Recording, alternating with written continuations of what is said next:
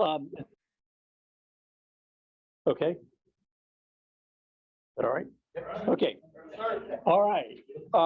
Welcome. Good to see all of you out here tonight. As I said in that one email that I sent out, if you come here, at least you can come into hopefully an air-conditioned space. And I think we do have the air conditioning going here. Just wanted to say that we've had an interesting month. I'll fill you in on a couple of things that we've had. And I'd like to first of all recognize. Test 1, 2, 3. Hey, Scott, we can hear you. Okay, we got you, Scott. Am I supposed to be talking to that? Okay. That is where it'll. Okay, okay. All right. One thing that that we do have is anytime we have anyone that's a new Test member 1, 2, 3. a prospective member, we do ask you to introduce yourself and say a little something about yourself. So at this time, I would like to see anyone that is new or prospective member. So if you would raise your hand and let us know. I'm a prospective member. My name is Howard Steyer. I've been a woodworker for several decades. You're too experienced. You're overqualified. Well, welcome. And we will let you see what we're all about, and you'll have one of the presentations tonight, but you'll hear more about us, and you'll find that the people here have got a wealth of experience and information and willing to share. So just to let you know that. Okay, yes. My name is Stephen Cabot. I graduated from ODU in 2020.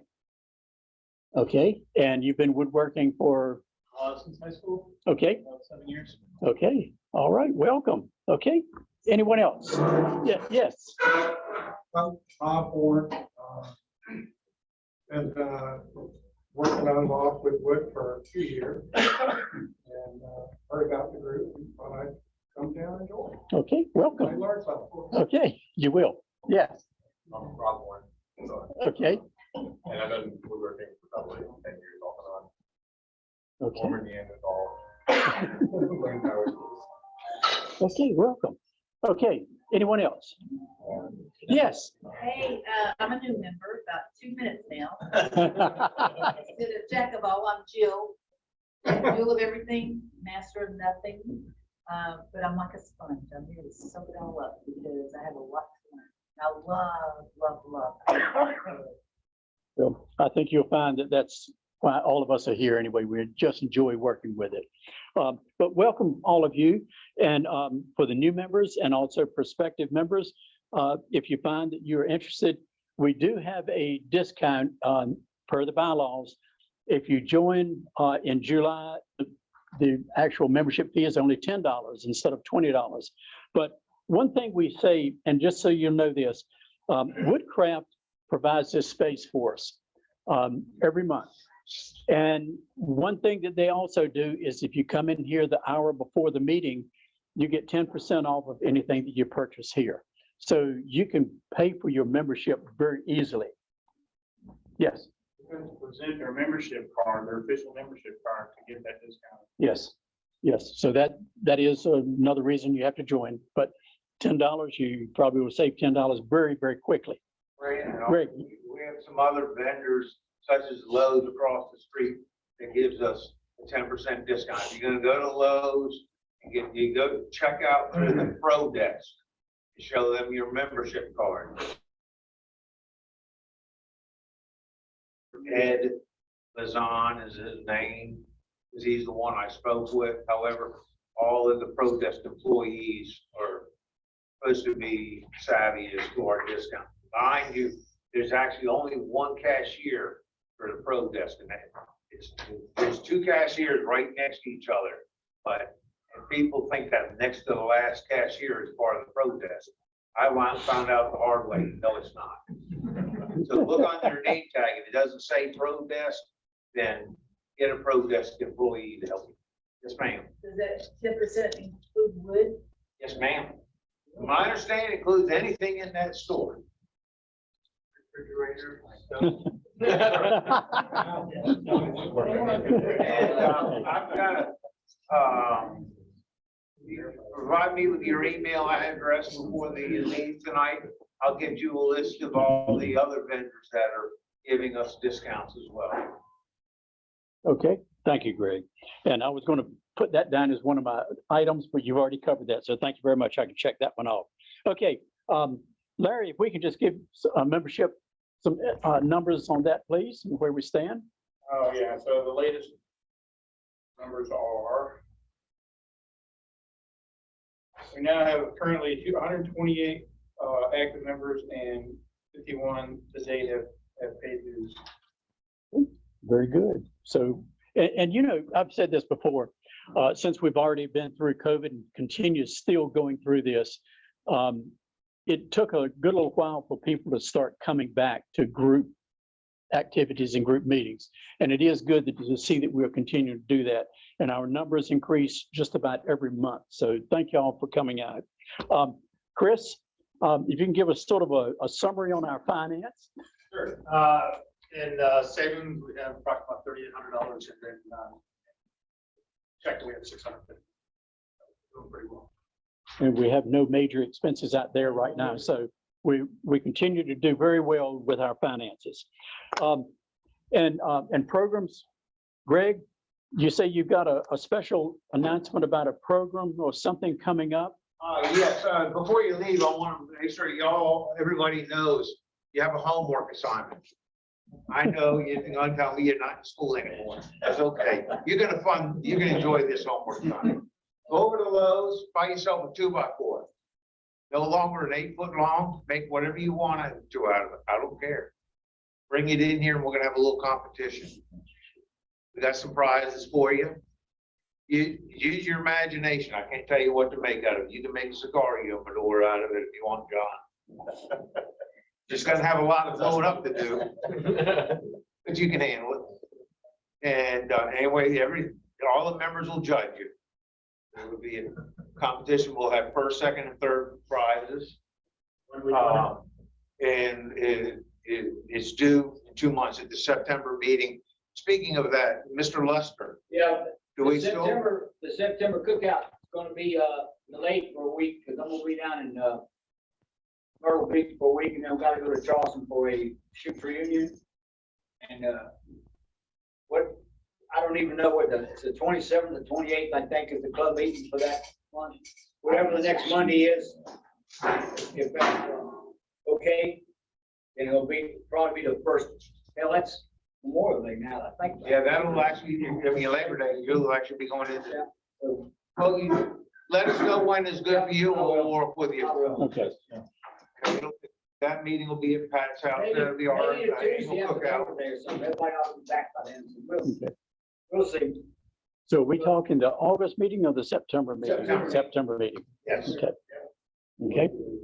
Okay. If you Okay. have any questions about the 2x4 challenge, feel free to see me after the meeting. Questions are free.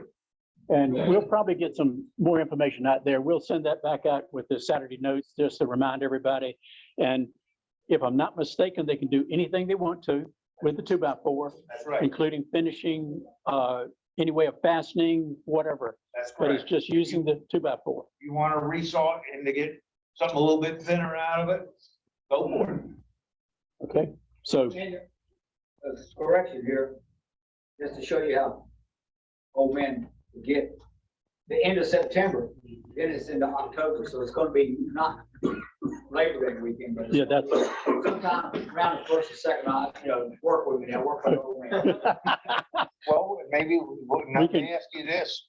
How would you feel if we I don't moved care it if it's forward? wrong. They can bring it to the house, but last time, we pretty much just R&R. We didn't have much of a meeting, in fact, we didn't have a meeting. Right. Just everybody sat around, shot the breeze, and enjoyed it, nice weather. So, if you wanna do the judging there, hell, I don't care. Yeah, that actually sounds like a good meeting. yes. Okay, more to come about that, okay? Sounds good. Okay, thank you, Greg.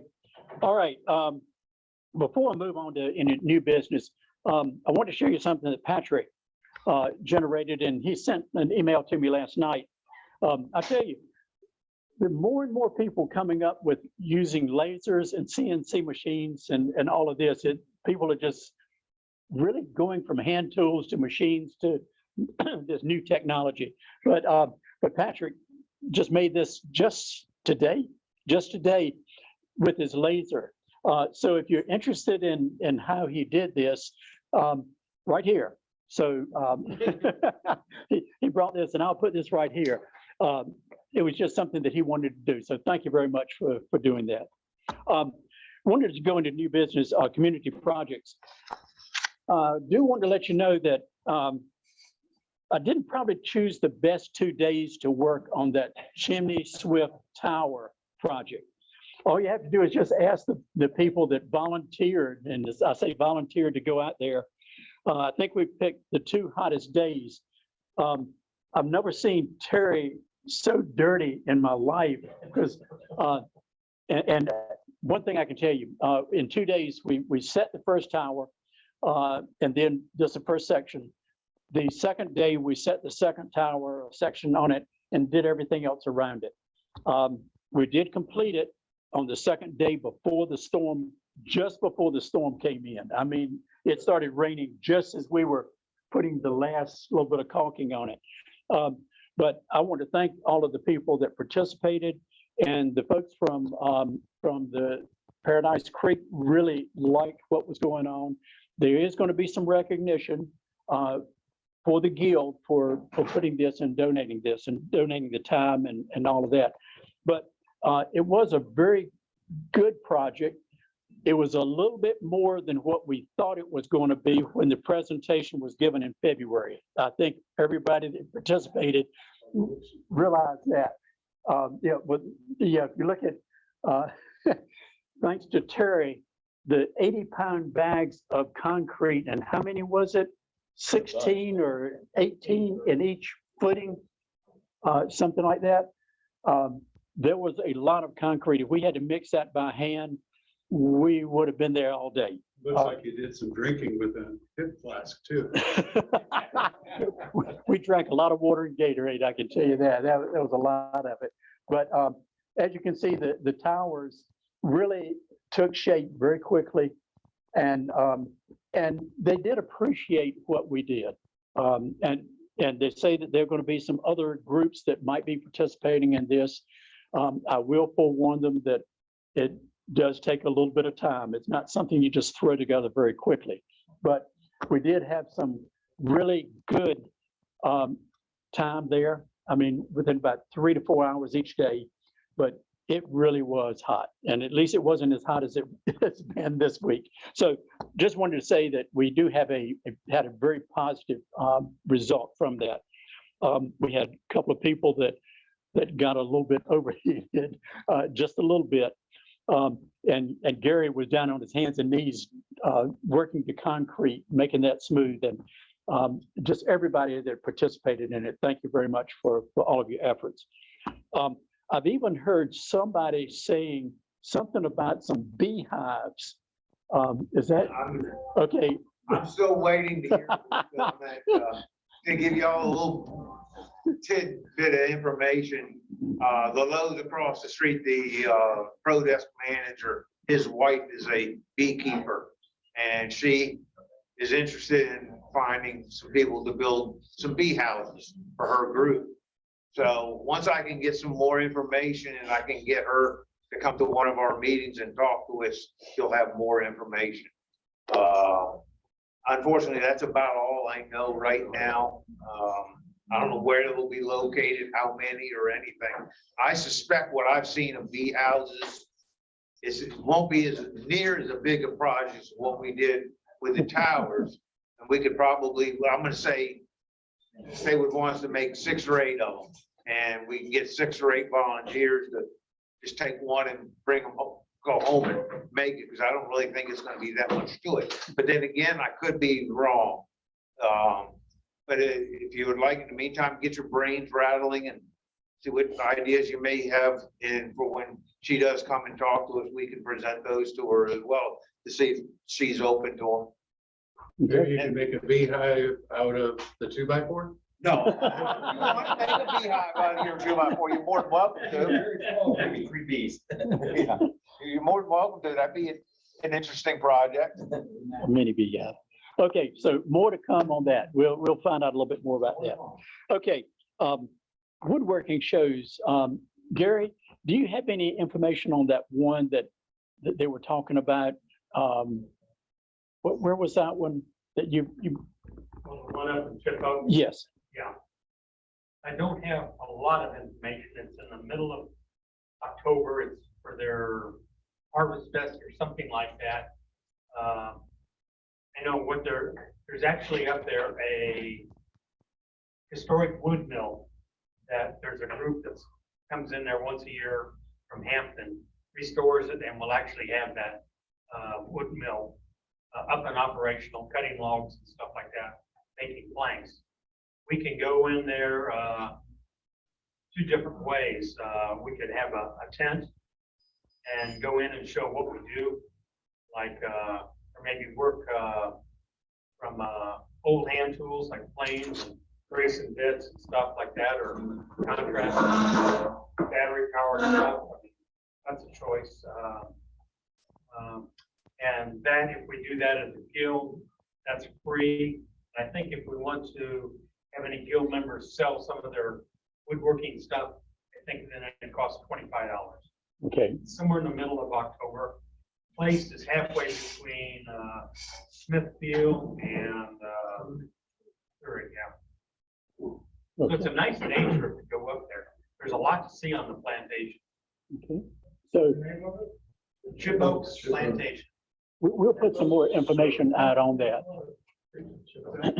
Yeah. Yeah. So we'll put some more information out on that, and it is in October. So if we want to consider it, maybe we'll discuss it a little bit more at the August meeting. Okay. Termite will be there. What? Termite will be there. Okay. They've already signed up for it. Okay. They do it every year. Okay. All right. Okay. All right. For those of you, the new members that are here, we do have some guild merchandise. I think, Bob, you just had some right there that Jim got for you. Jim Francis is. Yeah, just- Okay. Here, I got the camera right here. Go ahead. The shirt. Sorry. And the golf type shirt, different colors, logos, hat. If you want to put that up. Jim, you're in charge of this, aren't you? But I think we, every once in a while, Jim will take an order, we'll get enough people to order it, then he waits till they put it on sale, so we get a good price. Okay. How much of the shirts do we know? The shirts turn out to be the denim shirts. I think they're $15 to $17, and the polo shirts are about $15. So that's pretty reasonable. Shirt might be a little bit more. Yeah. I thought they were 30. I think both of those combined were $42. Yeah, both combined is 42. But I think the, original price is more, but as I said, Jim waits till they put them on sale. So they have a lot of different colors and a couple different logos. Yeah, but it's Queensboro down in North Carolina. And so if you go to their website, you can see they have just a tremendous inventory of different products that they can embroider for. So you don't need to restrict yourself to just polo shirts and denim shirts and caps. You suggest that you put it in the newsletter, an order form in the newsletter? Okay. Okay. Gary's got that. He's in charge of the newsletter. Okay, perfect. Thank you. Thank you very much, Bob, for showing this, your apparel, and Jim for doing this. So if anyone needs to see anything, just see Jim. Okay, and Gary, speaking of the websites and newsletter, any updates on anything? No, everything's working really well right now, and especially the membership stuff. We can get all that sort of way. That was challenging. Yes. Okay. And again, one thing that Gary always asks for when we puts out the newsletter about the middle of every month is articles or pictures of projects or whatever you have done to go into the newsletter that goes on our website. So, and that's the way you access the newsletters through the website. So just feel free to get in touch with Gary. Okay, guild brochures. We've got a few of them over here. A few people have already picked these up, and we've got those, thanks to Gary again, got these printed up. They're good advertisement for the guild. So if anyone is interested in taking some to some place that maybe you frequent, we got a few more over here, and if we need to print out some more, Gary will take care of that. I'm so, okay, thank you. All right. Let's see. We're gonna, normally at this point, we do the tip presentations, you know, everybody talking about different tips. But the program tonight, Chris is gonna be giving a program on tips. But there's something about this, it has to be interactive. So when you hear talking about something, if it rings a bell with something that you haven't heard and you would like to offer a tip, we want to make sure you do that, because this is a way that you can come away with a lot of information. You may think you know everything, but there's always someone in here that knows something that you do not know. You'll always find that out. So I'm going to hold on to that. The last thing I'm going to do before we get into just a little break is show and tell. I think we have a few things for show and tell, I believe. Yes. Larry? Yes, yes. It's not a desk that you finished, is it? I'll have that soon. Most of my work is done with a table saw because I'm too cheap to buy other stuff. I have a son-in-law who is an artist, and he's pretty good because he sells his stuff for around 1,000 to 2,000. So he also puts them in shadow boxes sometimes. So he and I had the need to do something where you could make a beautiful 45, 90-degree jobby-do for a frame. So I looked it up on the web, and sure enough, they have it on YouTube. Let me tell you a little bit about this before I show it to you. When you go on YouTube, you need to take everything with a grain of salt and double check it, okay? You really do. One thing they tell you is that, okay, you're gonna build this thing, you're gonna need to make some square corners, and you obviously this is a 45 thing. And they say, okay, make this parallel to your saw blade. Wrong. You got it. In a saw, the standard for measurement is the 2 slots, which are done by the company. If you'd like your saw blade tilted this way, that's okay. If you want to tilt your fence, not tilt, but swing it, that's okay too. This is the standard for measurement. And everybody here knows that, but these guys didn't. Okay. Okay. So how you make one of these is to take a board, and I'll just call this up for you here. You're going to have your saw blade come through this way. And the inventor, or the one that I saw, said, okay, guys, you need to cover this up so you don't see it. I don't do that. I really like to see my saw blade and wear protective glasses. I really don't like a saw blade running under me. Okay, so I made mine this way. I had the scar to prove that. Oh, yes, sir. I've got the power, the 3-finger job. I told you about that.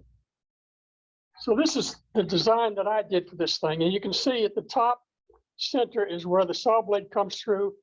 And you're saying, well, that's nice. Well, how do you measure the lengths and all that? And we'll get to that in a second. And it takes a nice big long frame, if you wish. The limitation on this is easy to see. Your blade only goes so high, guys. And I don't know what you have. I don't have a 12-inch saw blade. I have a 10. So you need to make sure this cuts high enough. So having said all of that, let me show you how this thing works. Let's say this is one of your frame, a piece of your frame.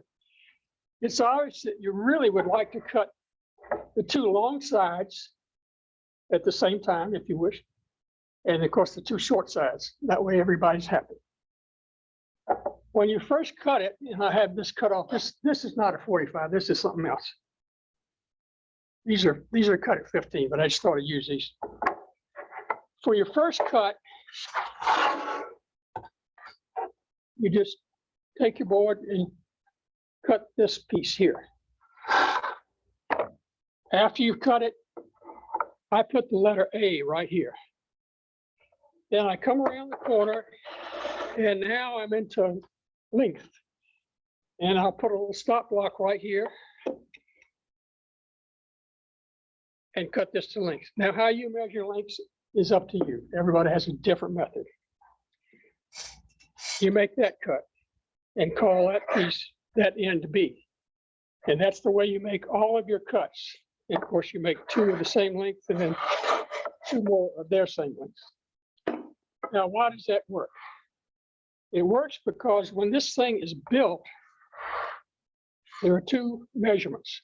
One measurement, it should be really, really close, is this 45-degree angle between your, between your slots. Yes, your slots and this. That's a 45-degree angle. Of course, it's the same.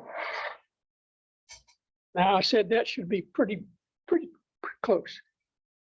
The next thing has to be what I'll call perfect, because that is where you take a tri-square and you lay it down and you make sure that these two are absolutely 90 degrees. And the reason that works is you can see the way you cut it. You cut one end, take your length measure, and then cut the other. And this end is cut from here, and this end is cut from here.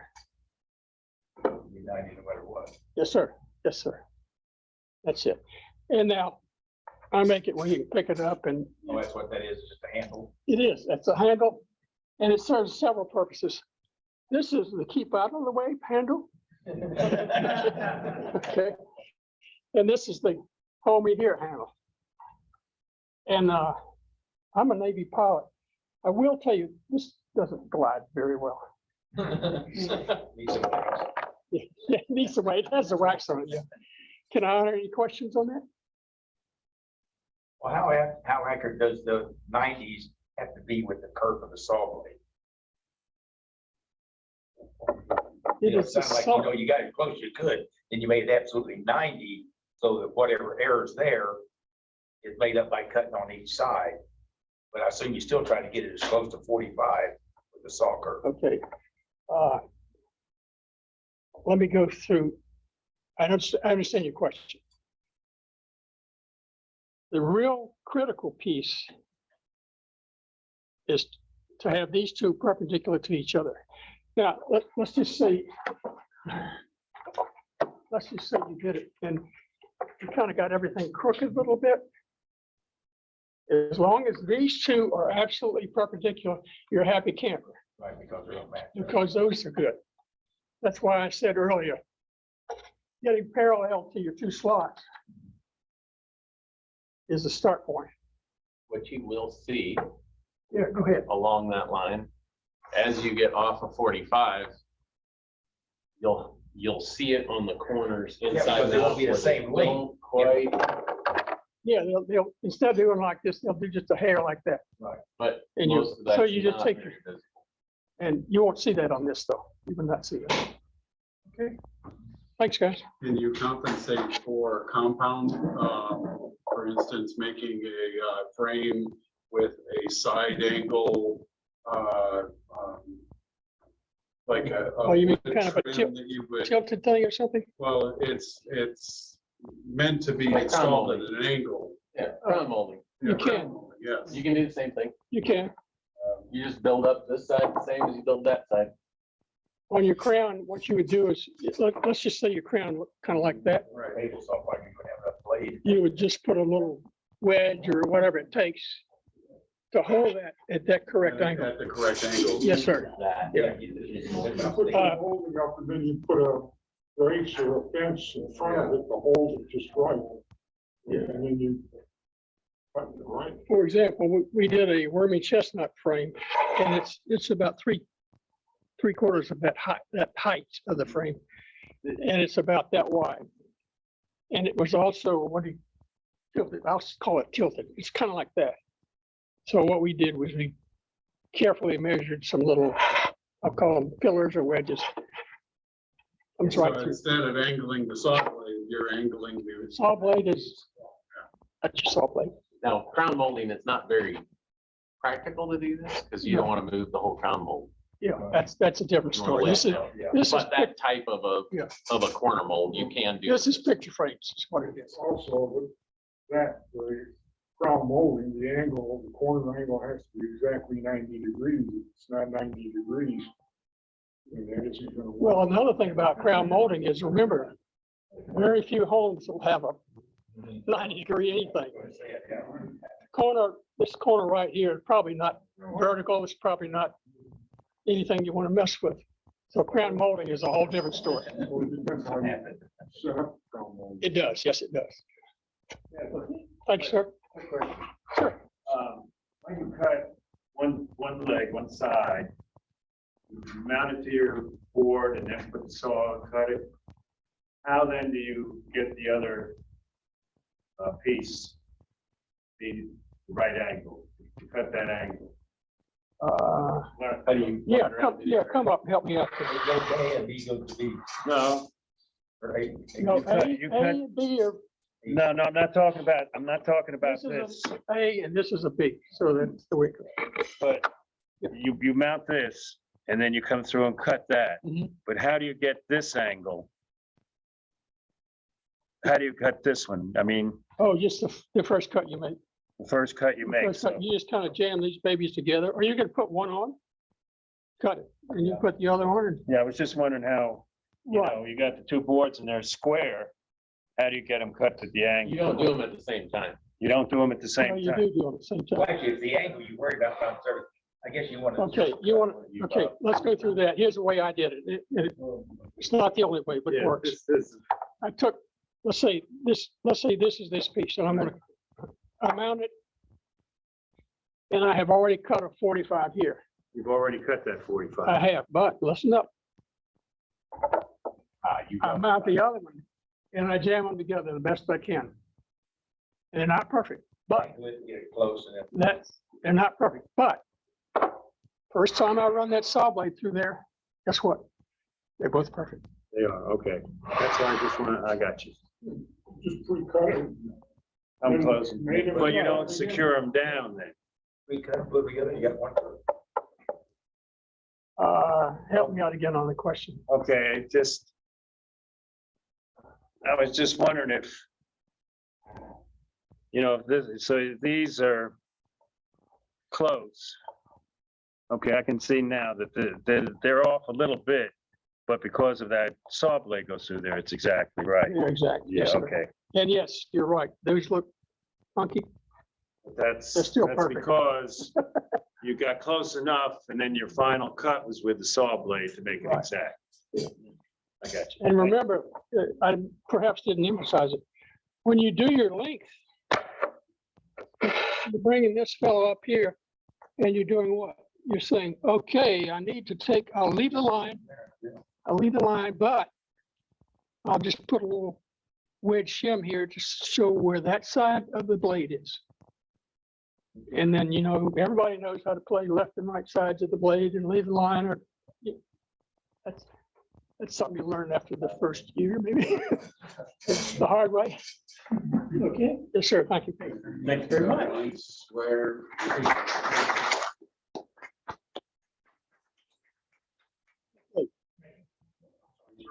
Are there any more show and tells? Yes, Jim.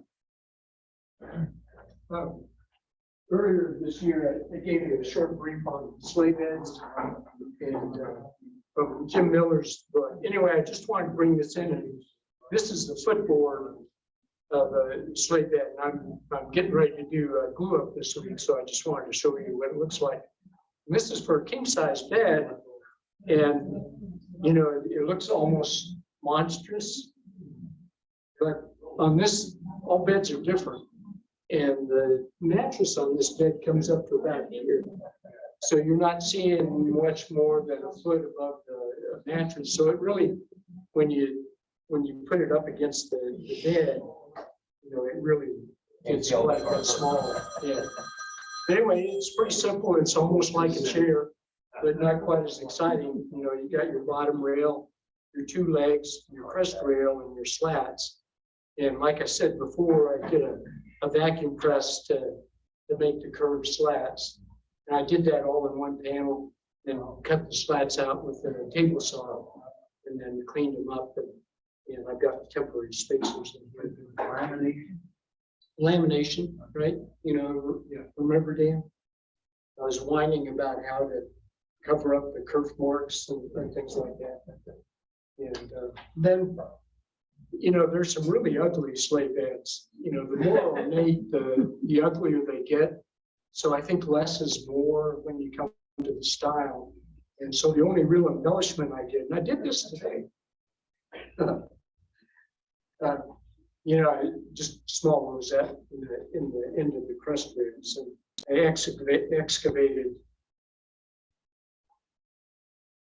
a portion so that what you see just sticks out a little bit. So, and the reason why I did that is if you tried to carve end grain, you know, it's fairly difficult, and so it was a pretty easy job. So that's pretty much it.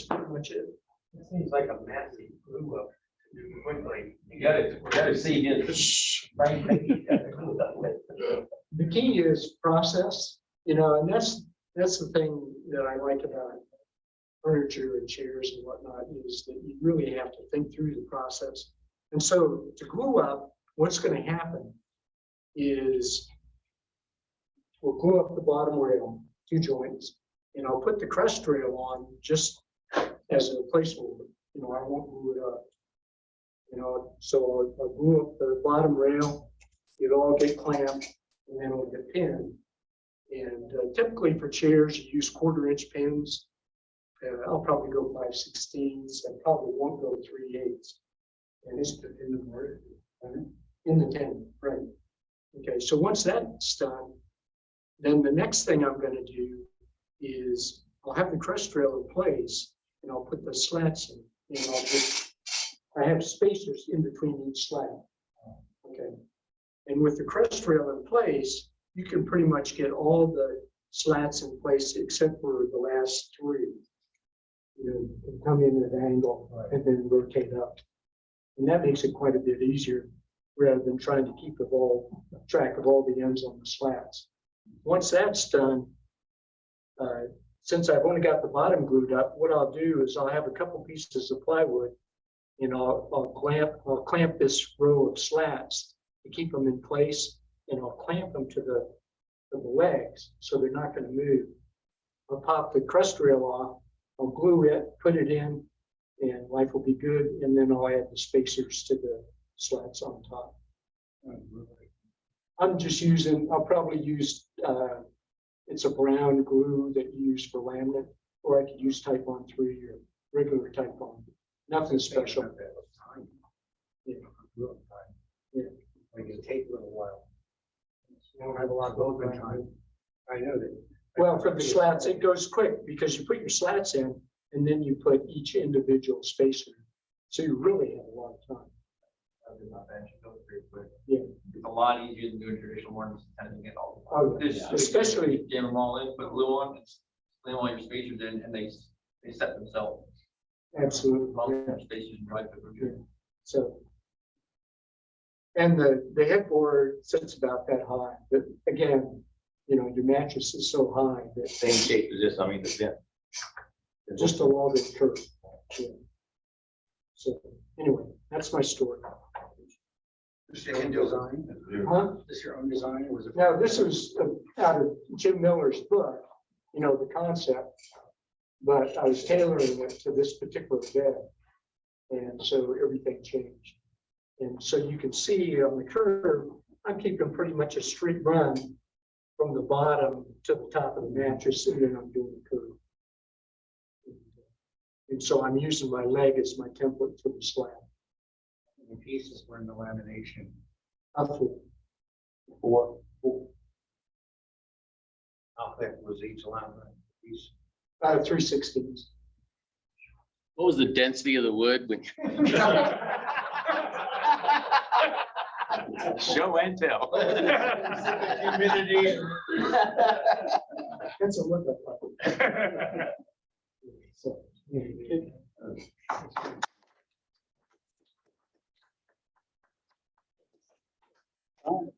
Something real quick. My mother-in-law gave me a prescription, not prescription, but a subscription to this magazine, Family Handyman. It has a little bit of stuff on woodworking, not too much. She also got me some fine woodworking, which is nice. So, but I love this one. This one's actually my favorite because it goes into all different kinds of projects. One of the things that was in there in this issue, which I think is the latest one, July, August, was an article about hemp wood. Kind of an interesting. So anytime there's new kind of technology, it doesn't happen very often in where we're working. So I thought I'd give it a try. And if you guys want to read this, I'll leave it out. But it goes into all the different kind of possibilities and this, that, and the other. And they tested it. So it's not like they were selling the product. They were just saying, this is a new thing. This is what we found. So they did a whole little article. So it's hemp wood. Yeah, so it's hemp. Is it man-made, you mean? Or? No, it's hemp is a plant. It's related to cannabis, yes. It's the non-psychoactive version of, so you might have heard of hemp rope. Yeah, that's probably the most common. So they grow this hemp plant. It grows extremely fast. It's harvested, I think they said in 3 months. So it's extremely eco-friendly and all that. So I thought I'd give it a try. I haven't actually had a chance to touch it, like in terms of actually manipulating it, cutting it and all that. But I thought I'd bring it by just to show you guys. If you feel free to touch it, feel free to look at it. That's No, it's fine. What does it smell like when you cut it? So it's interesting. It's interesting that you asked. Input. Yeah, I don't remember. He didn't care. I haven't cut it yet, but it's interesting you asked the smell. It's interesting you asked the smell because it smells a lot like hay. And it actually looks a lot like hay as well. And so if you read this, it talks about how, you know, it's kind of like a stocky plant. You can imagine they make it use fiber, kind of like bamboo, exactly. And the you can see this is they sell face sawn, and rip sawn versions, and that's what the face sawn version looks like. So this thing is pretty big around. Wow. Yeah. So from what I've read so far, they take this, you know, plant and it's kind of like MDF in the sense that they glue all of the strands, fibers together using what they call soy-based adhesive. That's what I'm looking for. So the big downside is that, and I think because I kind of call it MDF because it has the same downside as MDF, is all of that adhesive dulls your blades. So so they talk about in here that the company itself, when they go to cut these pieces, they use diamond tip blades. And whoever, you know, wrote this article didn't use diamond tip blades. They just used sharp saw blades, and it seemed to do fine. But if you don't have sharp blades, it will fray at the ends. It's kind of like the fibers are starting to pull apart. So again, I haven't had a chance to actually work this, but I thought I'd just share it with you guys. Feel free to touch it. Feel free to look at it. Feel free to smell it. Do you have any idea how it's No, I don't know how. Now it is. I'm sure it's encased in adhesive. So, but it does take finish very well, and it does sand extremely well, from what I read. You have to. That's a good question. You have to buy it from Hempwood. The Hempwood is a company. They're the only ones that do it. They have a proprietary patent on all of this stuff, and it's fun. It's a funny story. Quickly, on their website, because I got tripped up on their website, there's two options. There's shipping, and then there's local pickup. So which one do you think I picked? Local pickup. Local pickup, because it was free.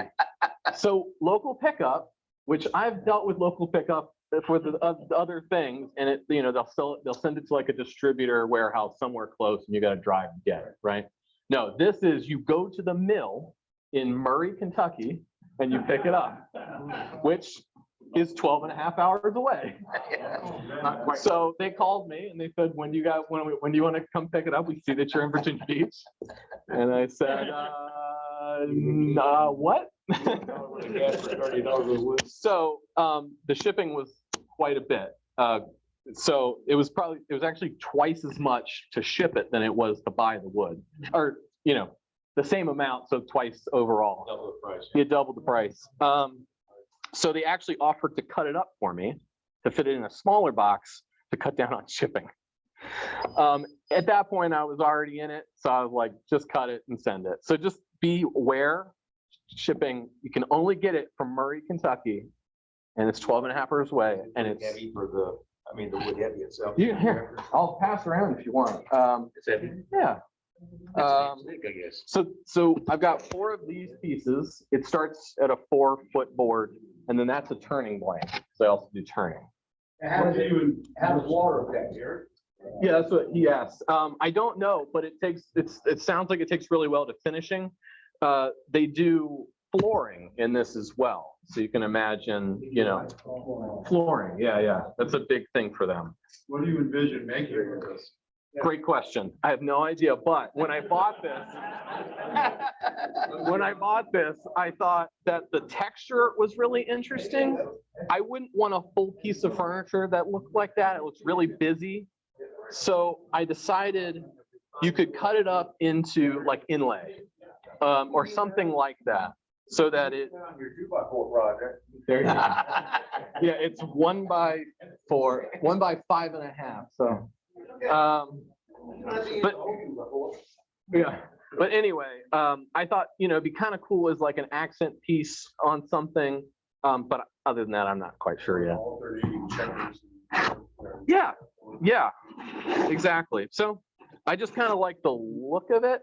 I like to look at it on the website a little bit more than I liked it when it showed up. But I don't know. It's interesting. Yeah, I haven't played around with it yet. So, but if you look at the wood itself, you can see the little fibers that you were talking about, we were talking about. So as it's going around. Looks fuzzy when you look at it from the side. Yeah. Did the website indicate whether or not when they lay the fibers, whether they lay it across grain to get some stability? Looks like it's all or is it longitudinal. one way? Well, it's interesting because they said they have face sawn and rift sawn. So you'd have to think that all the fibers are going this way like a tree so that you could have a grain to it. So I think that's the answer. Now with this one, with that one, you can actually see it a little bit better. They may do it a little bit different for the turning blank. Looks like a lot of glue. It looks like a lot of glue, I agree. So interesting. I'll pass that around too, if anyone's interested. And smell it. It smells like hay. Said, cut it on the end with spray unless you got a real sharp saw. So if you turn it, it's going to spray also. That's a good question. We'll find out. Now, they did say, just in general, use really sharp tools.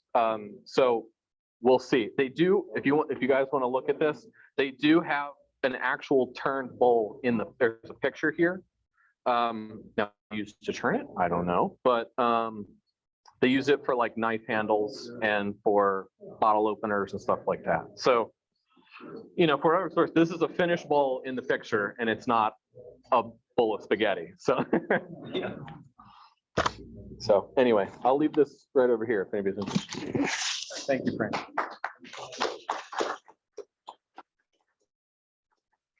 Okay, any more? I have one, but I don't know if anybody else has got any. Okay,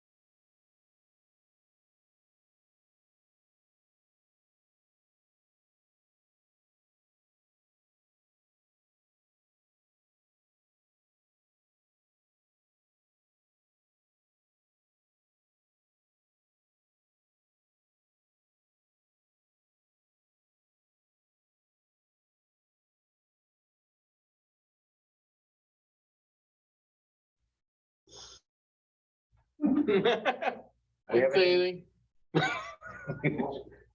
Yeah, just saying. Having technical difficulties right now. I was so excited about the table. Anyways, we get it up, we'll give you a little information about it. Way I did is I bought a piece of MDF. And then I went over to the garden department and they, I don't know what you call it, I guess you call it edging, I'm not a gardener. It's very flexible. So basically, the ends are radiused. So I just screwed that, I cut my mold, the MDF that I, and then screwed that to the edge of the MDF. And then, put a bunch of silicone rubber in there to hopefully avoid any leaks. I will give you a warning if you use that, make sure you have cut away from where the staple holes are.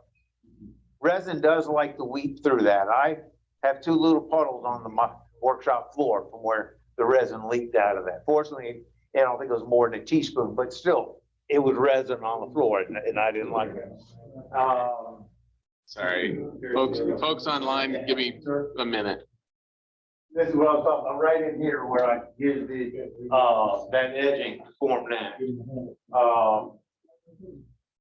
And these were two pieces of walnut that were given to me. I wanted to bring them out to the edges and make that the edge of the table, but they're not straight. And if I had straightened them out, it would have really narrowed the two pieces significantly. So I said, okay, it's not a river table anymore. It's an island table. One thing you want to do when you're doing something like that also I learned is paint that whole thing with resin ahead of time. You can see holes in it, you fill it in, you think you got it filled up, and you go to the other side, it's weeping out 3 inches down from where the other hole was. I mean, those bugs have a way of doing their things inside the wood. But anyway, fill all those holes as much as you can before you pour the resin. That will help preclude any bubbles during the pour process. I poured it upside down. All the bubbles are going to go to the surface, so you pour upside down. Now they're down on the bottom. I basically spent the first night in the shop with my heat gun, waking up every hour. That much? My snore. It takes days Question? To get the bubbles out? to cure. It keeps If you moving. look closely, I don't know if you can see them or not, maybe up in the upper part, I don't have a pointer. Where are you trying to point here? Here, He's pointing for you. come over here. Right there, right there, and right there. That's some seashells. I waited till about day 4 or 5 when the resin was pretty thick and put them in. I was hoping they would not go to the bottom. Unfortunately, they did come pretty close. Again, that would be another valid reason to do it in at least 2 pours. I have another table coming up I have to build, and I will do that one in at least 2 pours.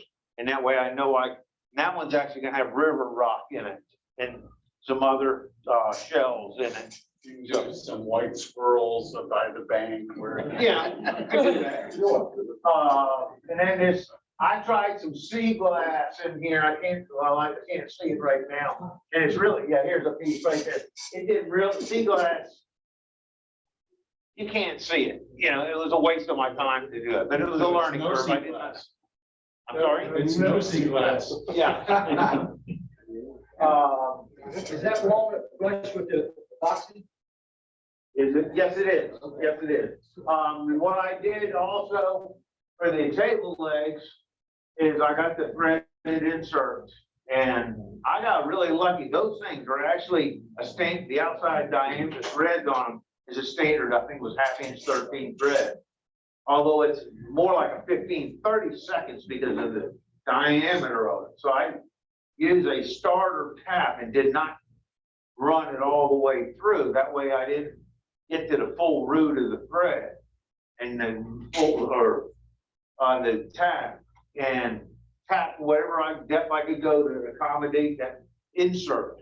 And I got some 2-part epoxy and put them in there and lock them in place with that. And that holds the inserts in the table legs. That'll also be easier when you do a 2-port. Yes, yes. Actually, in that case, no on this one because the table legs are actually in the wood. Oh, But still, if you were going into epoxy, then yes, you're right. On the benches, they're Douglas fir, and I built some assembly, the legs as an assembly. Basically 4 screws that hold it all together. And when I ship this thing to Seattle, it'll be in 3 different boxes. And the leg assemblies for the benches will be all in one box with a bunch of styrofoam peanuts in there to keep them getting banged around in case one of the UPS guys decides he wants to play basketball with it. And then the bench seats and the tabletop, I built a crate to hold that out of 1/2-inch plywood and build down 2x4s and just filling it in with some foam to keep it from moving around and all that. I also wrapped those pieces in foam wrap to keep them from getting all scratched up and everything. what did that thing weigh, about 400 pounds? Actually, believe it or not, the tabletop by itself weighs about 75 to 80 pounds. It's about an inch and a quarter thick. How many gallons of epoxy did you use? 12 gallons. 12. Yeah. Is that 12 gallons, 6 and 6, or what the ratio is, or? Yeah, it's a total 12 gallons. And the resin that I use is a 2-part. I've seen some that are 3-part. I would not want, personally, I don't think I would want to use a 3-part because I'd be afraid I'd put a 1/2 gallon too much of one or whatever the other. And I like to shoot to try to find a resin where it's equal amounts for part A and B. That way I'm not trying to keep track of how much to use or of each. Is that resin in the seats also? Yes, what I did with the seats, I put 1/2-inch dowels in 3 places, one in this end here in the middle and on that end. 1/2-inch dowels about 6 inches long. This gap in here is about 1 1/4 inches wide. So we got roughly just under 3 inches, 2.5, 2 3/4 inches, a 1/2-inch dowel in each half to hold the 2 pieces together, as well as same thing here. I got 2 there, and same thing on the other end. And I did that in 2 pours. I only poured, the first pour was only basically about a 1/2 inch deep. Then the second pour, I poured again about another 1/2 inch. And with shrinkage, it came to just below the surface, but you're not gonna see that unless you flip over to bench and How see much the sanding do underside. you have to do on the tabletop? I'm sorry? How much sanding? Actually, very little, because what I did, the MDF I had left over that I used on the mold here, I ripped into 2 pieces. Then I took the chuck tape, went down on the mold as well as the underside of the, or this side of the bench, and then put some silicone to make it easier to remove, and clamped it all down and poured the resin and was good to go. And then I just took my random orbital sander, and it didn't take any more sanding than would have if I did not put resin in there. One thing I did try to bring out the gloss of the resin here, and I like how it turned out, is I bought Odie's, a jar of Odie's oil, and I put that on there. Goes on real quick and easy, no smell to it or anything, and it brought out some nice color with the resin. That's on your benches you're talking about. On the benches, that's correct, Bob. I have a thin coat of resin on the walnut, that's all one, I'm gonna say sheet of resin to go across the whole tabletop. Was that a clear coat you put on, or was it? Yes. Yes. And these legs are hairpin legs, just like we have here at Woodcraft. That's about it, really. Any other questions? Very ambitious project. It was my first river table, and it Second one was will be easier. a learning project. And the guy, they helped me with the pour. He told me, he said, you're not gonna get this done, you're gonna get orders for 3 more. Well, I've already got an order for 1 more and a potential of a second, so he wasn't lying. And I've already got the slab for that one. How much did the resin cost you? It was right about 1,200, yeah, it wasn't cheap. Fortunately, my cousins, or my cousins that I'm making this for, his siblings and my siblings are have all pitched in to pay for this. It's a group gift, if you will. He has no idea it's coming.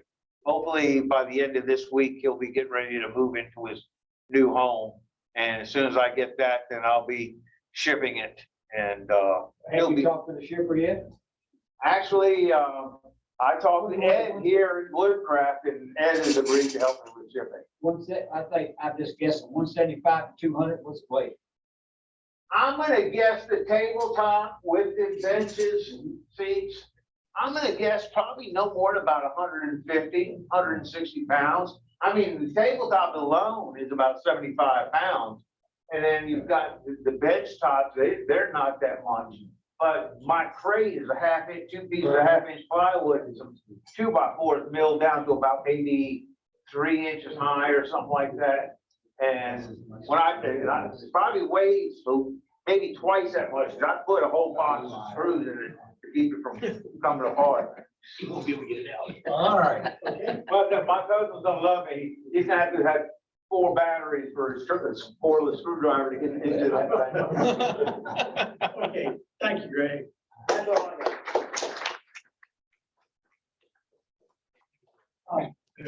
Let me just tell you, remind you, the way we do this, we normally get through the show and tell and take a very short break in case anybody needs to get up and stretch. It's already after 8 o'clock. And Chris has done a lot of preparation for this his show and tell and tips. So you've already seen some good show and tells and tips already. So let's go 5 minutes. Make sure you come back in here. Don't leave because you're going to see some really good stuff over here. Okay, 5 minutes and I'll use this thing to call everybody back in without hitting anybody.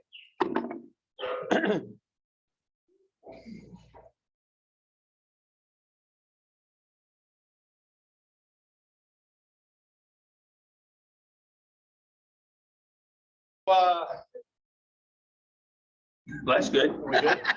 Hey, so, I'm on the program committee with, Greg and with Bob. And, a couple months ago, we had, the year planned out, something happened and. I lost Well- my camera, hang on. What's that? Lost the camera. Okay.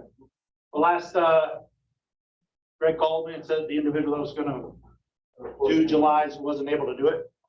So then I volunteered to do this tips and hacks. And I hung up and I sat there and I remember what you all look like and how many decades you guys had doing this. I've been doing this for about 10, a little over 10 years.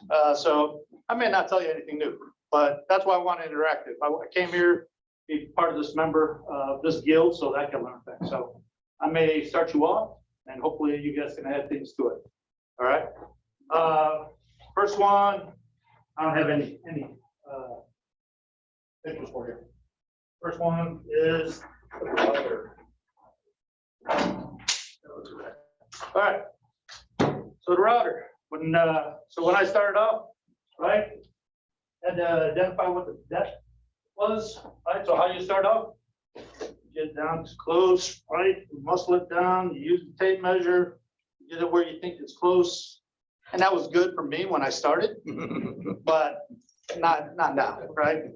It was close, but it wasn't good. So then I went to, hey, can you had an idea? Well, now we can just make little wooden jigs to help.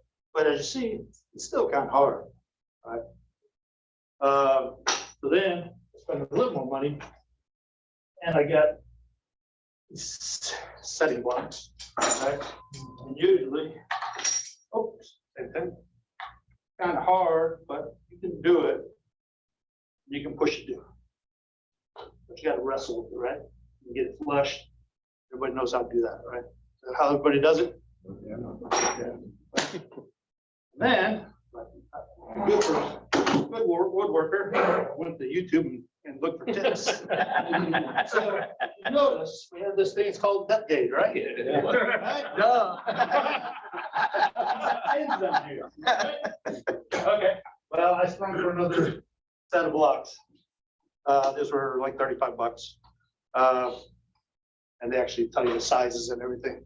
That's why these I've lost the bag, so I gotta measure them each time to see which what size. They are. Okay, thanks. Yeah, so you just lift up that, whip down, release it, and now you have a set gap of 1/4 inch. Right, so you know that it's gonna cut at a 1/4 inch when you go around it. I got a tip. Yeah, I use a drill bit, how's that? like for the spacer. A drill bit for the bit. Oh, for the same bit? Yeah. Okay. Well, whatever size. Whatever size. Depth you need. Whatever depth you Whatever need. depth you need. Instead of the step blocks. Yeah. Instead of blocks,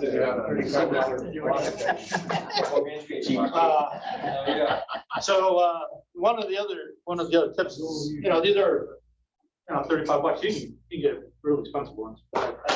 An alternative to these setting blocks is, if you go over to any of the big box where you go straight out here, where they have the round dowels, they have wood dowels too.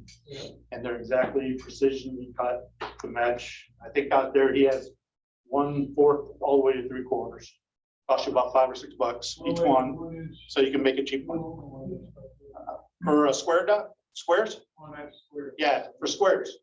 But you can make it, and out of those, you can make probably 6 sets of these, so when they wear out, just cut yourself another one. And then, of course, we have a little square for the table. It doesn't work really well with the router. Anybody else got anything for router?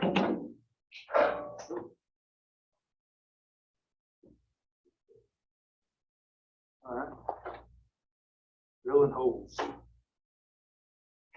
All right. So, although I think they seem simple, usually I don't do very well with cutting holes. Oh, yeah, let me get that. Oh, how about this one? Because there's a, let me go back. Why'd I bring this one? I brought this one because I went to Bourbon Moth. You guys watch that YouTube? Okay, he had a great tip. He's like, you always question which direction you go with the router. It's really simple. With your right hand, you put it up, and put your thumb against the side that you're cutting, and that's the direction you go. Works on the outside, works on the inside. Quick tip. If you need it. Oh, sorry. All right, sorry. So on the outside, so right hand. All right. Works with your right. Right hand on. Left hand doesn't work. No, it doesn't work. Nope. Opposite. Right hand. On the outside of the edge. You see where it points, right? Right? Points the direction you got to go, right? Counterclockwise. And then inside tells you to go clockwise. Simple. Left hand works if you're on a router table. Oh, very good. Yep. So, like I said.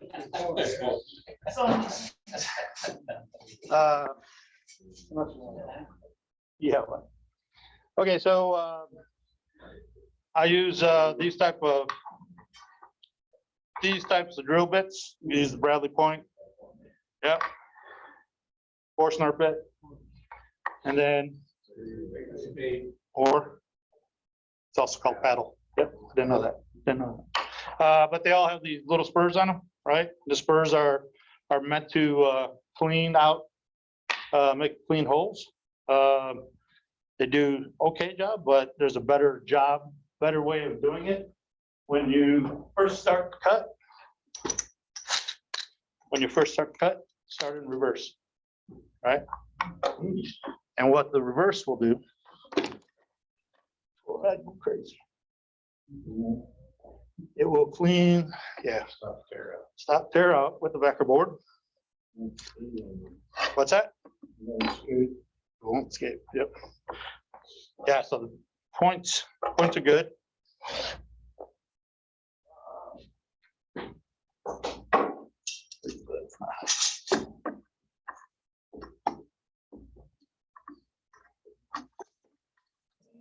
Set up.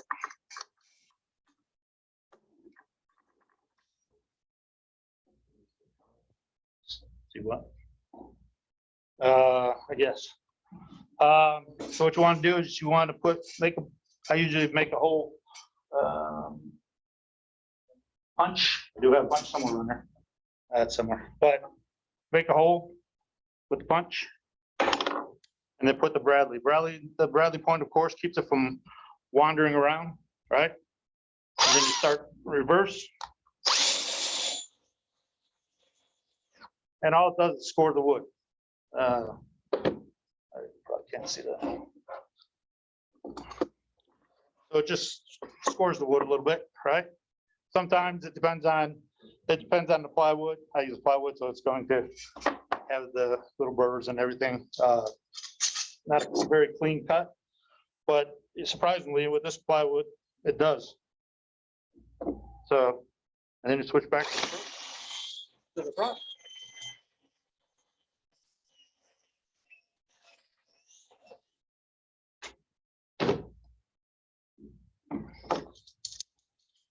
Even for plywood, so it's clean, right? All you're doing is scoring the hole, so makes it clean cuts.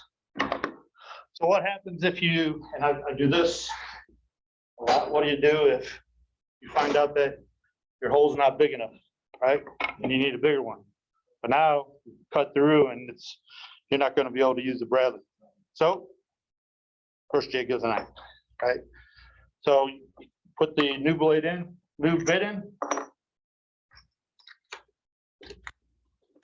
then separately cut the hole, right? And then you mount it on top. You can do tape or you can do clamps again, right? And you just center it, because if you don't, and you ever try to do that on your own, you can muscle it. It's just not, yeah, it's gonna wander all over the place. All right? Same. So you already cut the hole. So it's just gonna be a jig. Guess you just need to be a little tight. That didn't work. Let's try that again. All right, well, she doesn't want to type. And we got a hack for keeping a drill bit in the drill. Yeah.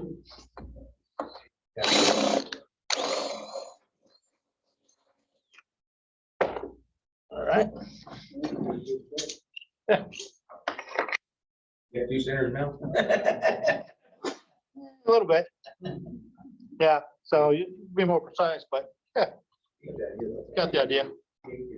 Yeah, so you can easily change and that way you don't have to wander around and have elongated holes, right? Better fits. Anybody have any tips for drilling or? It seems like there's quite a few different designs. I was wondering if there's one that some of them have the like teeth around the edge, but you know, All depends on what you're drilling. Yeah. The ones that have the nice points on the outside and real fine. you know, those will hold the center a little better.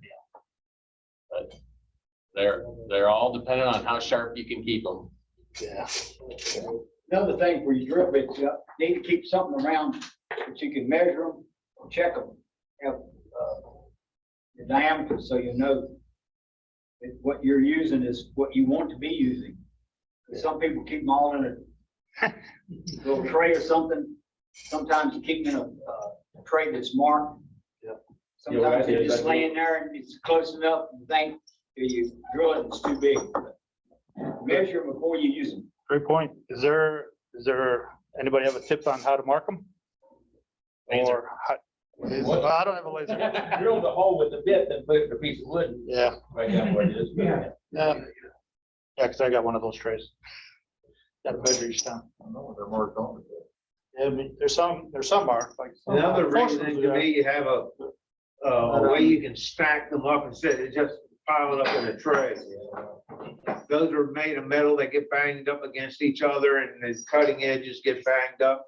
And you know, what I'm talking about, I think, Pat, the cutting edges get more banged up. Well, now it's not gonna cut on size, it's gonna cut oversized.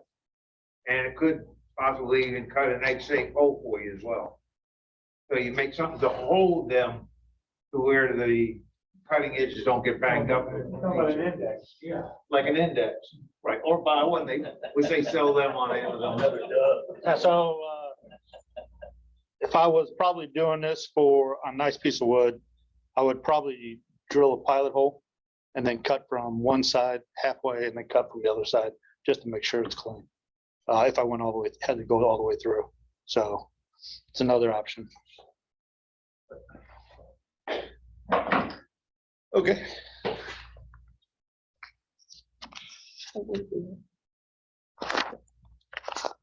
Inside corners.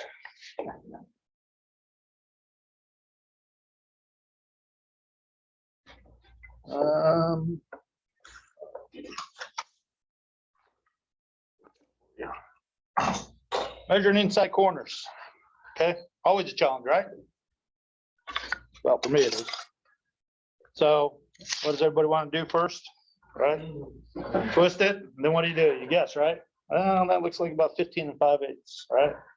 Okay, so that's not workable. So what else can you do? Well, you can start from the inside corner and come over. It depends on how long it is. Usually I like 12, but this is smaller for demonstration purposes. So just draw a line at 5 inches, right? If you don't mind having marks on the inside and have to erase it, and then just measure back across and add the 10 5/8 to the 5 inches, and you get 15 5/8, right? Why don't you just measure with the tape and add the body? That's my next one. Good job. Thank you. So same thing with thank you. So with you all know the trick with the, 2.5 inches. yeah, this one is 3.5 inches, it says right in the back. I use chalk to highlight it, or I use white paint to highlight it so you can read it. But same thing. You can go all the way to the back, and you can use the 3.5 with this 12. And the only issue I have with this is it's a little hard to read with at the mouth, and sometimes you're not sure if you're all the way back, but it gets you close.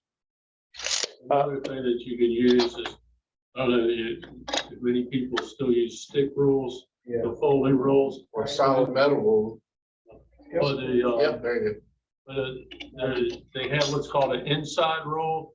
If you noticed on a 6-foot folding rule, most of the time it was 1 inch, your 1 through 6 is on the outside. Okay. On the inside rule, it's the 1 through 6 is on the inside. So when you pull it out, you automatically have, and you're not fighting the ruler. Yeah, okay. Thanks, that's good. I know that. I was gonna just use regular ruler. You can do that the same way as just pick up easy. Yeah, pick an easy point. Or get a longer one, right? No addition required. Right, no addition. So and you can do that with a ruler, or you can do it with a piece of wood, same thing, know what that is, and then you can measure it. If you don't have a ruler, you could 2 pieces of wood. Nope. Not even a little bit. Tape, favorite, I would get you a thinner piece, but, right, so. Right, so you can put them together, you can mark your piece, and you have that as well. It's more foolproof because you won't misread the ruler. Right. It is. So, yeah, I actually like this. What happens if you turn it upside down though? Still works. Inside versus outside. It still works.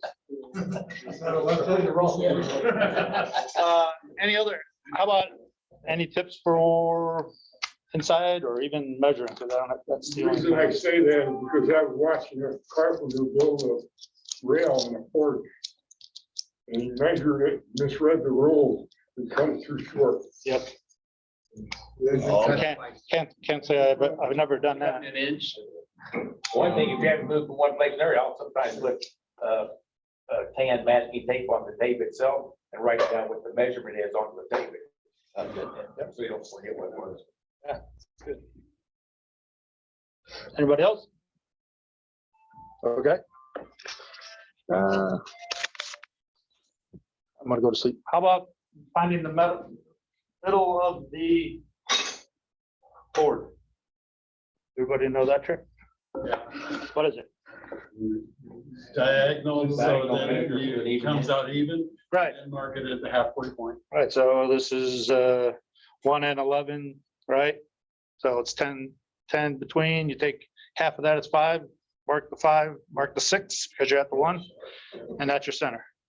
Right, you don't have to worry about using one of those combination squares or anything. So So do it twice, but you have to follow on to that. no, You please. need to divide it into 5 parts. Oh, yes. Take it across 10-inch rule or a 5-inch rule and mark all the way Every 2 along there. inches. That gives you your graduation. About 2 months ago, I learned that and sent it to a contractor friend of mine who's been a contractor for 30+ years. And he said, why didn't I ever think of this? Me too. Okay. That was. Oh, clamps. All right, clamps. Oh, clamps. I have enough. All right.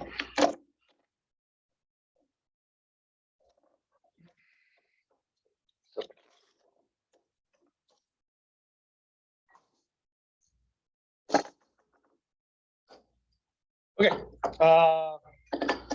Okay, so the first is, I like these little F clamps. I think probably everybody has F clamps like this. Very versatile. They all come, usually now they come with the rubber stoppers. They have the flat face, wiggles, pretty much stays square. It's really difficult to dent the wood unless you really ratchet too far down. So I do like these. The only thing I don't really care for is hands getting little arthritis in them. It's kind of hard to handle this with the small handle and the thin and having the smooth. It's really hard sometimes just to crank down when you need to. So, got any hockey players here? How about any watch hockey players? All right, on the top of top of a hockey stick, what do you have? You have tape, right? So I was watching the Canadian and he had this trick. I thought it was fantastic. Yeah, it was.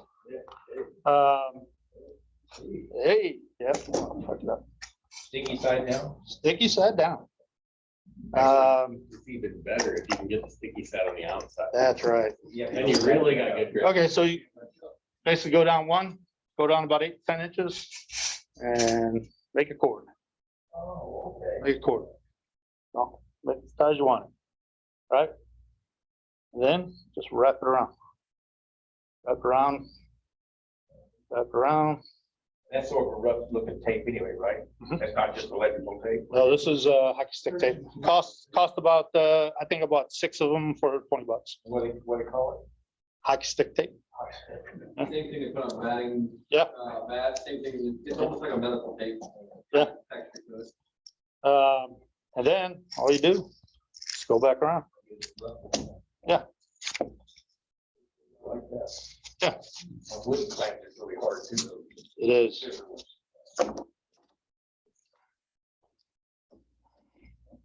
How much is that tape?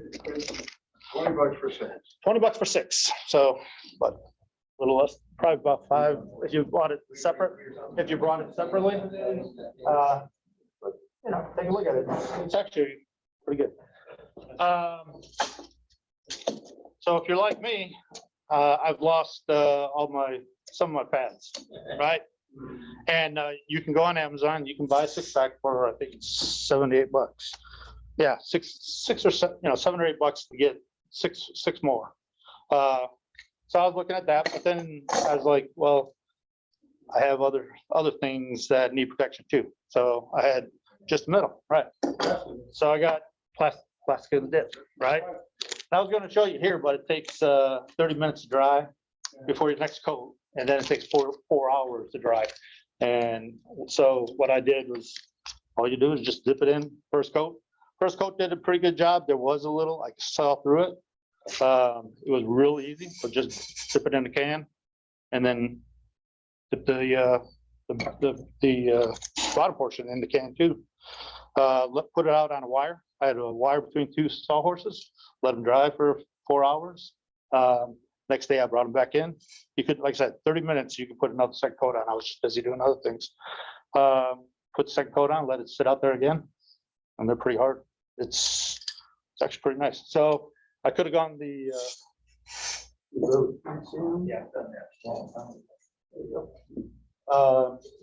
they seem to be working. I put it here. This can be used on metal, wood. So you can actually do I guess you can do the clamp handle with them. I just haven't tried that yet. Metal, wood, glass. I have some more. I would have to do more research as to that question. So I'm not sure, but if when you get it, you'll see you can make it as thick as you want it. Right? So I have to do that just to try something new. The other thing with the handle, you can also use this material, but you just have to glue it, right? So cut it out, piece around, cut it, glue it on there, and it works. You contact cement or just? You know what? I didn't look. I don't know. I would probably say super glue would work too, but probably. I'd rough up, of course, the handle. Yeah, so. Good one. They also sell sheets of cork, that are self-adhesive on one side. Yeah. Oh, rub it around, cut it. Yeah. Or the pads. Oh, for the bottom portion of it? Yeah. So it doesn't mark up Oh, that's you good. don't have to wait, or you just stick it, use it. When the cork falls off, you can put another one on. Oh, that's And good. the sheet is like 75 cents. That's good, because I try to do the same concept with these. Yeah, So I just made little squares, use adhesive, spray adhesive, cut them up, fold them up.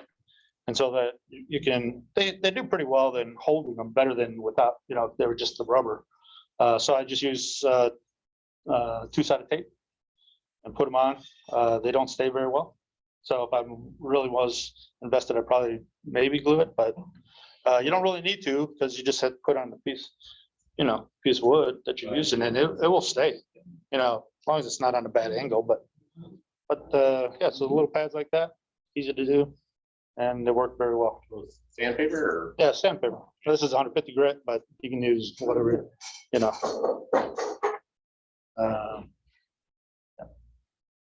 I did double stick tape on one, and then I did the old blue tape with the super glue on the other. That seems to be doing okay. So. You're talking about that, the blue tape with the super glue? Yeah. That's a good way to adjust your flooring too. You put the blue tape down and super glue, and then put a 2x4, stuck it to the top of the blue tape with the super glue. Yeah. And then you can bang on it and slide the boards. Okay.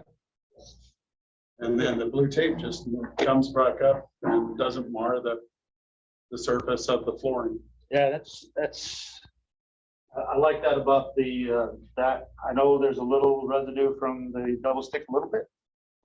When I do my shadow boxes now, I use strapping tape, which has more residual left on it that I got to sand off, but it's much stronger, tighter. It gives me a tighter torque strapping tape. Why don't you use the cable with the four 90-degree corners? I didn't buy one.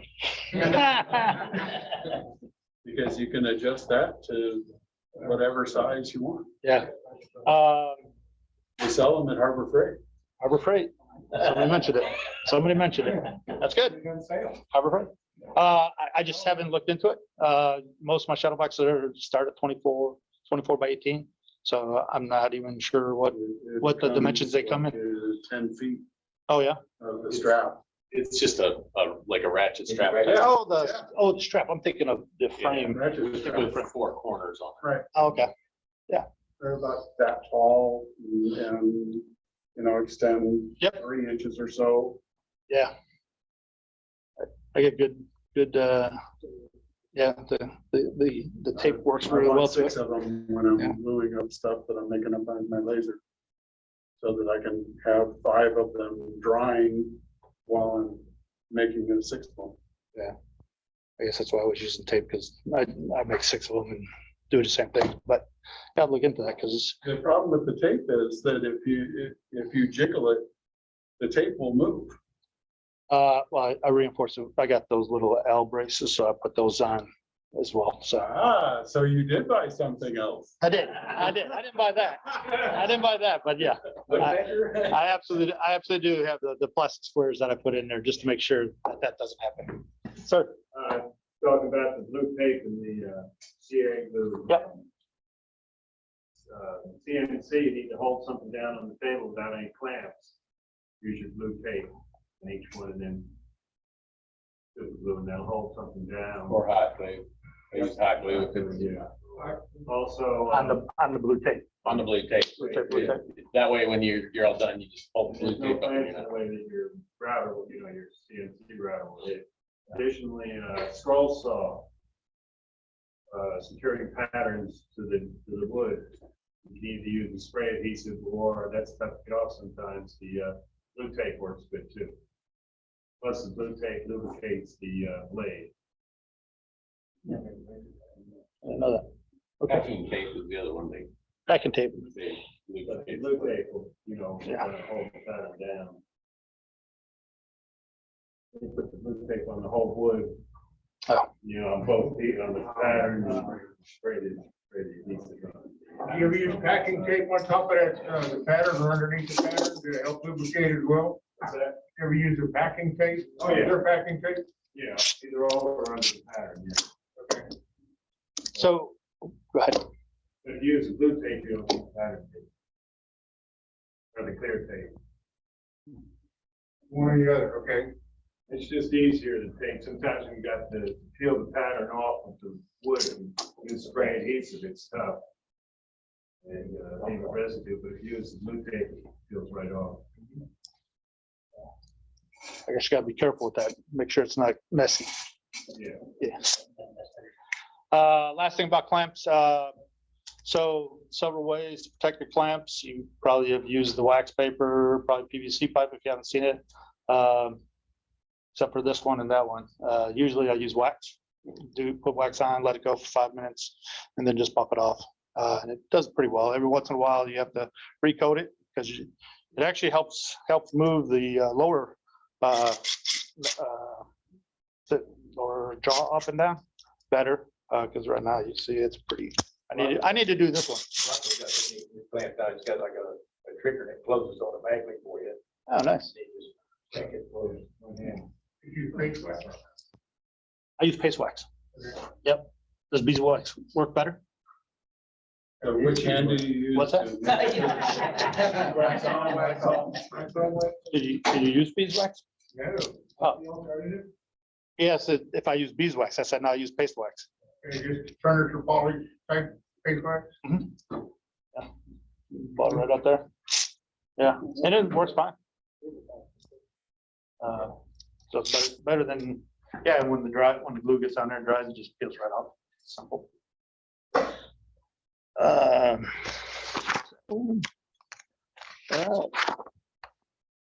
Rebel tape.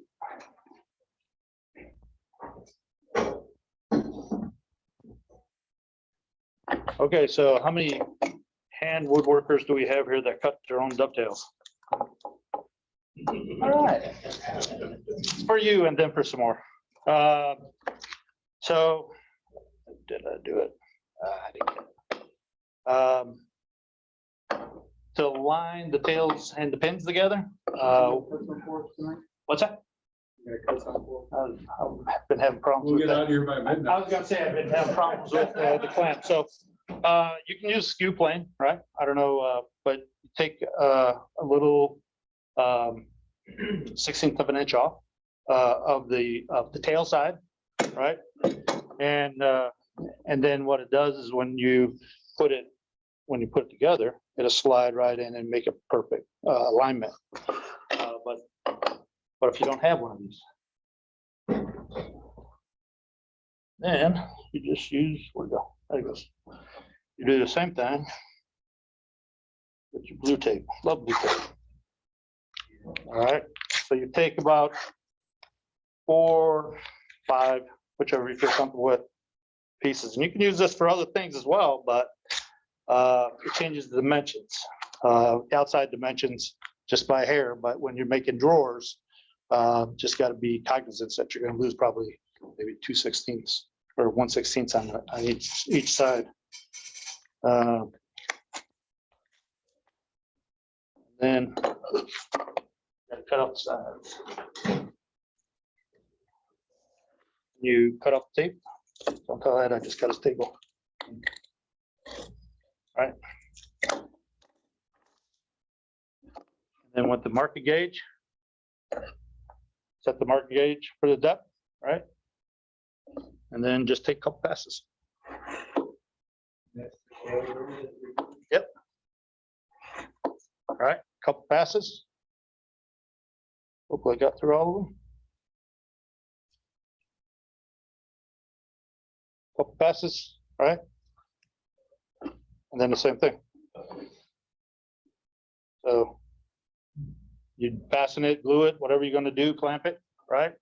Make your cuts, make your drawings, and the tape works in the same way. That's just giving you a little shoulder. It just gives you a little shoulders. It's a little step, right? So like a rabbit. So very little. And then you can leave it on there, and then after you're done gluing, you can take it off and at least one side is protected. You can put another one on there. But yeah, save some time, makes them accurate, and gets a line perfect. Okay. Any questions? You can do the same thing. You can do the same thing if you have palm plane, right? Block plane, thank you. I couldn't think of it. Same thing, except you just use a straight edge, right? And you have to measure it out, and you can do the 3/4 inch that you need, but it's a little more time consuming than just doing the tape. So this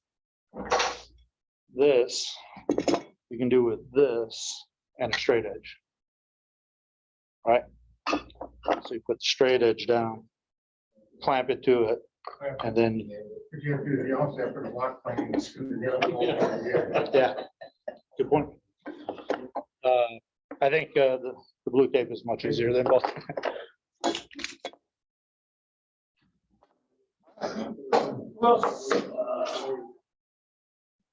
I got a couple more, but I know some people brought some things in. Where's Gary? You want to do yours? Hey, do yours, and then we'll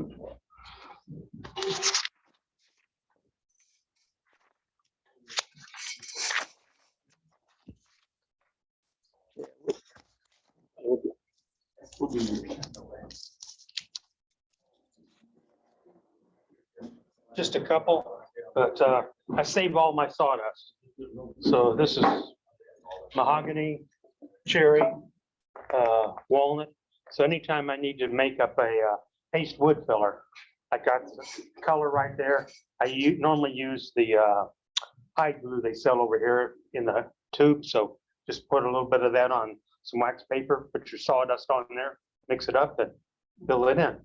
Works good, colors well, and finishes well. So I used tape, Type Bond 3 the other day because I didn't have any. Didn't come out quite the color I wanted, but where the lap joint was at, it didn't make any difference, but it did work. I'm using the, I do it a better deal for that. Yes, it takes the, finish better than the regular type bond glue. Okay. So it's, because sometimes the regular one will give you a offset color, something like that, so. My experience with the hide, with the cold hide glue, is it doesn't really dry hard. Always, after several days, it's kind of sticks to it. Yeah, but once I found that, I've sanded it and then I get a finish on top of that, it seems to be okay. It's nothing you buy in a bottle, you're supposed to warm it up. I don't even do that, so. I think the only one you're supposed to warm up is the, regular, the yellow vial, old brown glue. Yeah. The Typhon makes a hide glue that you do not have to warm up.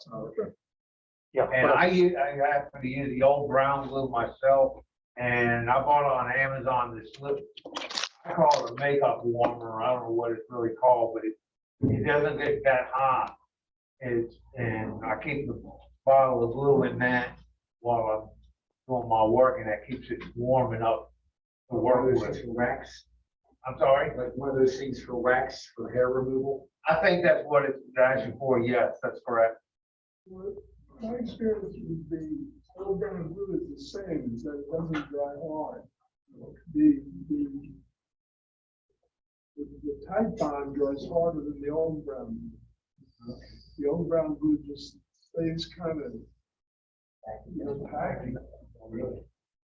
If you want something to dry hard, use regular, heat it up in a hot pot, dry granular hide glue. That'll dry hard and So we didn't work this out, but it works out perfectly. Thank you. Hey, so I do the same thing and make paste. Usually I take it out of the dust collector, out of the orbital sander, but I run out. So then I go to the router and I grab these pieces, but they're too big, right?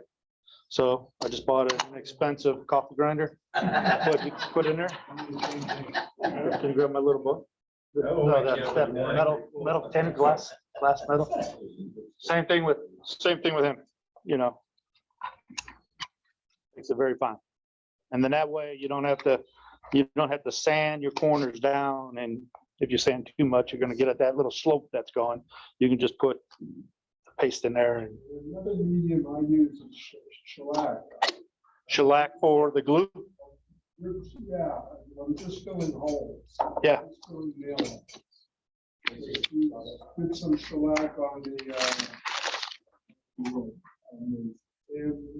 filings, rub it with your finger, and maybe have to do it a second time. But that dries fine. Does it show up with stain? Okay, cool. I have one. I mean, you have to sand it off. Clear, you have to. Yeah. You have to sand it off. Yeah. Clear it off. Okay. I have one somewhat tangential I saw recently. You have small cracks, maybe like a check at the end of the board, or for wood turning, there's often cracks in the bowl or whatever. If you put CA glue in the crack, thin CA glue, it will penetrate down in there. And then before the CA glue dries, sand it, and that pushes the sanded bits into the CA glue, and it totally disappears. It's pretty amazing. So another one I have is, I've got an Incra TSLS system for my table saw, and I can do a micro adjustment on the fence to move it this way or that way. But I only use it like once a year. And okay, is it clockwise to move it forward or back? So I took something out of the instruction manual, copied it, and went down to the UPS store, had it laminated. Just sits on top of the saw all the time, so I got it. Same with your router. Variable speed is 1 fastest or is 5 fastest. Instead of going find the manual every time, he'll do that, and maybe even figure out what the numbers mean and what that speed is, put it on paper and have it laminated so it doesn't get messed up. And I also do a lot of that, with drill bit charts and stuff like that. For speed and stuff. Yep. And nice thing about, I like these, they don't get wrinkles thing, and I can throw a little magnet on them, put them on a piece of metal and they stay there like that. The other one I have, it's been on my table saw for about 10 years. It's just what kickback looks like, and it's just a reminder to me, it hurts. And it's a good reminder, it doesn't take up much space. So. Seemed like we had something on the newsletter not too long ago where a stick went into a piece of plywood. Yeah, that was Andy and Carl. Yes. And the other one that just came to me last year, I don't know why I never thought about it. I now keep these stupid things out of my shop. Go out there, I need a screw, I need some sandpaper, a glue.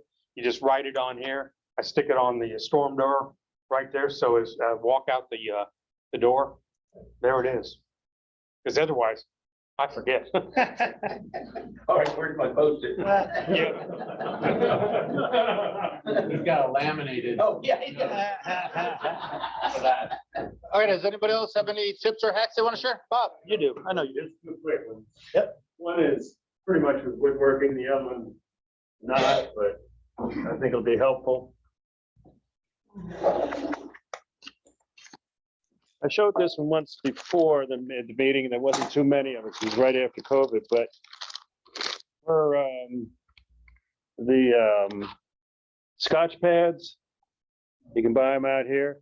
You just take them and stick them onto your sander. It's a lot easier than doing it by hand. Also, sometimes you have a rubber grip that you can put sandpaper, the discs on.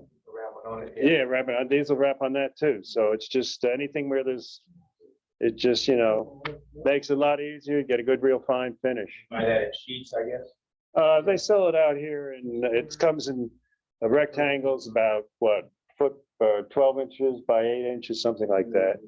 You just cut it, and it's like they have 5 different grits: red, gray, green, white. I mean, actually for sanding. Yeah, that's why it's for sanding, for smoothing out. And what it's good, this is like the same as 4/0 steel wool, and it doesn't leave any metal bits behind. So there's no staining of wood or anything. And I just thought I'd go into using this now for my real fine finish instead of steel wool. And that, and particularly your last coat of a urethane or something like that, get a good fine finish. My other. Right there, do the same as a buffer? Do it with You're gonna, when you bump something with that defining script or polish it? It gives it a pretty good, gives a pretty good finish. So careful with what you're going for. Yeah. Buffing is usually finer than. Buffing would be finer than this, but if you want. Polishing, and that's light. Yeah, as I said, this is about equal to 4/0 steel wool. But you gotta watch yourself, because it doesn't get hot, because we're not to finish. Well, it's not, you're not gonna do it for that long, you know, it's for a fine finish, so you've already done your sanding. Get it as fine, you know, 400-600 sanding, and then I'll do it more or less after I put a finish on. And between finish coats, I'll use this. Yeah. Another thing, I've got a generator, in case there's ever, well, actually an inverter, power inverter. And, you know, you got to change the oil for any type, whether you got a generator or a trower washer, all these things to try and change the oil. It's a pain in the neck, particularly with some of these new generators. They don't have a drain plug at the bottom. It's sort of up around and I saw this trick was it was on the internet, but Amazon. Now this is I don't use it for what it's supposed to be used. This is a disposable syringe with a catheter, but I don't use it for that. It's not that. But you know, I mean, it looks. But all you do. Yeah. don't pay attention to this. But just, if you gotta take that oil out of your, out of the motor or the engine, you just stick this in and it's got a tight seal. You pull it back and that oil come right in, empty it out and do it 2 or 3 times. You got all that oil with no mess. What do you go on Amazon and ask for? Oh, I don't, I'll put the link, we can put it in the newsletter. And it's sterile too. They make a, Don't I think ask, it's don't a- tell. it's like a 3-gallon. It looks like a little gas can, but it's got a pump on it. Yeah. It does a negative pressure, and you can take the hose, you can stick it in a dipstick anywhere, Yeah. and just sucks everything out. You know, this is all the same, Oh, yeah, it's the it's same just thing, really it's the same way, but it's, you know, it's real good. Then you've got to put new oil back in, and the generator, or it's an inverter, you know, it's hard to get to, and you got to fill it up with just a certain amount, otherwise it pours all inside the motor. Go on Amazon and get either ketchup, you know, you can buy a 3-pack of these. And the one I have takes whatever it is, 8 ounces or 11 ounces. This is just about the exact same measurement. You just put it in here, squirt it in. And Are you getting a percentage? no. But it's just, you know, an easy, neater way to do something, to change that oil in your generator or power washer, pressure washer, anything like that. So I will put the link, because there was something I was reading, some article on this, and it really worked. I was a little skeptical, but I mean, it just really pulled all that oil out. What do you clean it with when you're done? I just put it in, you know, I had the used container of oil, put it back in, just pushed it all back in. And then what I did, there was oil in the tube and in this, and I just hung it up like this and let it drain on its own for a couple of days, and it all came out. But I cleaned it right up. Okay.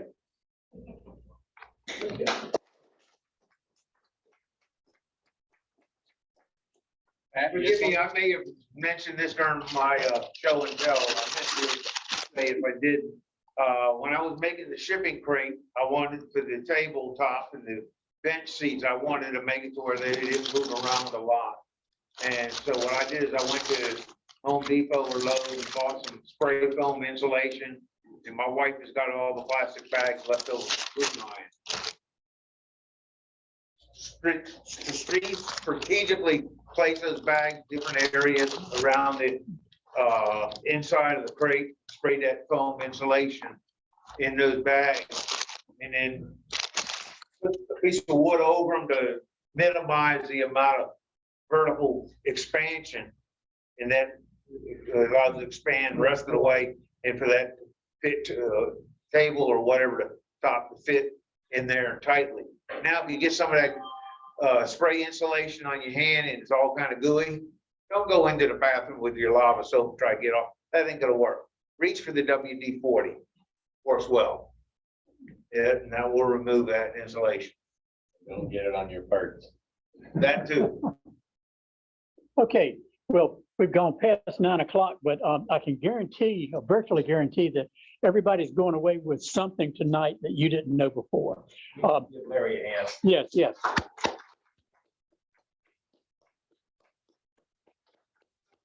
I don't want to go home with any of those magazines, so please help yourself. Okay, thank you very much for coming. Okay, have a good night.